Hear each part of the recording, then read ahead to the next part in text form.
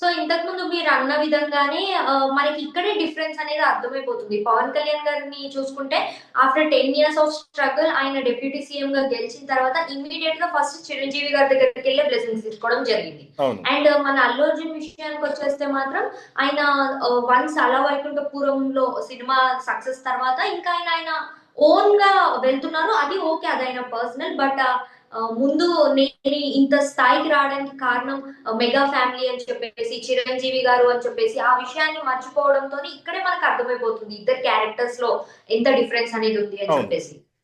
ఇంకొక విషయం ఏంటంటే అల్లు అర్జున్ నేను మెగా ఫ్యామిలీ లేకపోతే లేదు, మెగా ఫస్ట్ సినిమా సినిమా ఎట్లున్నా టికెట్ తెగేది మెగా అభిమానిది అని చెప్పుకున్న, మెగా ఫ్యామిలీ లేకపోతే నేను లేను అని చెప్పుకున్న అల్లు అర్జున్ కొత్తగా కొంచెం అలా వైకుంఠపురం తర్వాత తను కొంచెం డైలాగ్స్ మార్చాడనమాట.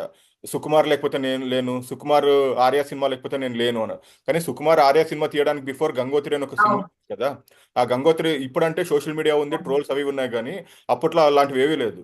గంగోత్రి సినిమా రిలీజ్ అయినప్పుడు ఎంత నెగిటివ్ వచ్చింది, ఎంత నెగిటివ్ టాక్ వచ్చింది అనేది ఈ జనరేషన్కి ఎవరైతే అల్లు అర్జున్ ఆర్మీ అని చెప్పుకుంటారో, అల్లు అర్జున్ ఫ్యాన్స్ అని చెప్పుకుంటారో బహుశా వాళ్ళకి తెలియకపోవచ్చు అనమాట. మెగా అభిమానులకు అందరికీ తెలుసు అది. ఎందుకంటే అప్పట్లో చాలా కామెంట్ చేశారు, అల్లు అర్జున్ ఏంది ఇట్లున్నాడు, ఆయన ఫేస్ కట్టేది అట్లుంది, అది ఇది అని 100 కామెంట్లు ఉన్నాయి. అప్పట్లో ట్రోల్స్ సోషల్ మీడియా లేదు కాబట్టి బచావ్ అయిపోయాడు, కానీ అప్పట్లో కానీ ఉనింటే నెక్స్ట్ ఇంకొక సినిమా, సెకండ్ సినిమా తీసేవాడు కాదు అసలు. అలాంటి సినిమా వచ్చిన తర్వాత కూడా దాని కూడా 100 డేస్ ఆడింది అనమాట. అది కూడా హిట్ చేశారు, అరే చిరంజీవి మేనల్లుడు, చిరంజీవి మేనల్లుడు అని. తర్వాత ఆర్య సినిమా వస్తే ఆర్య సినిమాకి కట్అవుట్లు కట్టారు. ఏ లైక్ అంటే ఆ, అల్లు రామలింగ గారి అభిమానులు వచ్చి కట్అవుట్లు కట్టలేదు, అల్లు అరవింద్ గారి ప్రొడ్యూసర్ అనేసి వచ్చి అభిమానులు కట్అవుట్ కట్టేది. మెగా అభిమానులు కట్అవుట్లు కట్టారు. ఆర్య సినిమాకి కట్అవుట్ నిఘా కట్టింది మెగా అభిమానులు. అభిమానులు. ఎప్పుడు దాకా కట్టారు? అల్లు అర్జున్ చిరంజీవి గారి మేనల్లుడు కాబట్టే వివి వినాయక్ లాంటి డైరెక్టర్లు పడ్డారు. నెక్స్ట్ బన్నీ అనే సినిమాతోటి ఇట్లా వరుసగా ఆయన పెద్ద సినిమాలే వచ్చాయి, పెద్ద చేశారు.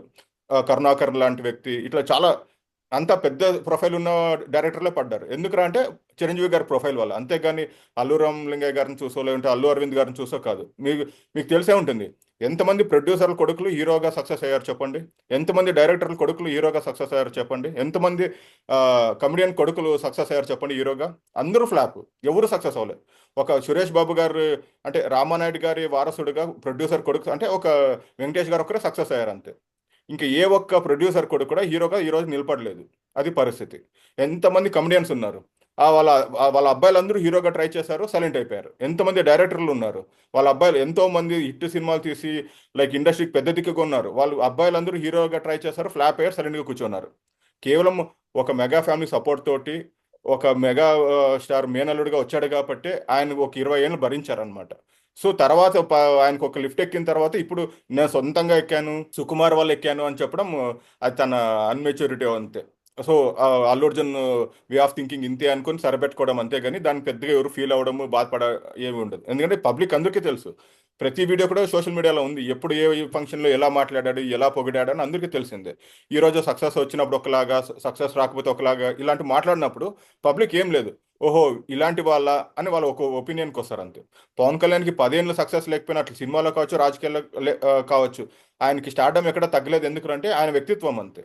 అది కోల్పోయిన రోజు ఎంత సక్సెస్ వచ్చినా, ఎన్ని 100 కోట్లు 1000 కోట్లు సంపాదించినా వేస్ట్ అంతే, ఒక మాటలో చెప్పాలంటే.